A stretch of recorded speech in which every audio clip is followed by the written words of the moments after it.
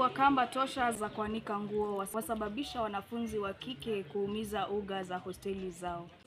Mabinti hawa wanaoishi katika hosteli za chuo kikuu cha Kibabii wameeleza malalamishi yao kuhusu ukosefu wa kamba maalum za kuanikia manguo. Kutokana na uhaba huu, baadhi yao wanalazimika kutafuta njia mbadala za kukausha nguo, ikiwemo kuanika kwenye madirisha, korido na hata ugani, maeneo yanayopaswa kuhifadhiwa kwa ajili ya mandhari ya usafi wa mazingira.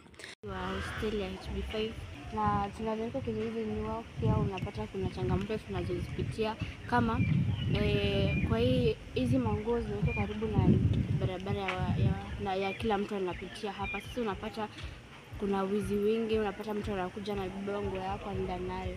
Na pia wakati kama saa hizi vile kuna hivi unapata kuna nguo zinafurushwa, hizo nguo nyepesi zinafurushwa kwenye barabara, na unapata watu na maraka zao wanakimbia darasani mara wapi, unapata wamekanyaga nguo na inafanya mtu aosha nguo zaidi ya mara moja. Sasa ningeomba tafadhali tuongezewe kama za kuanikia nguo kwenye hosteli ndio tuepuke changamoto.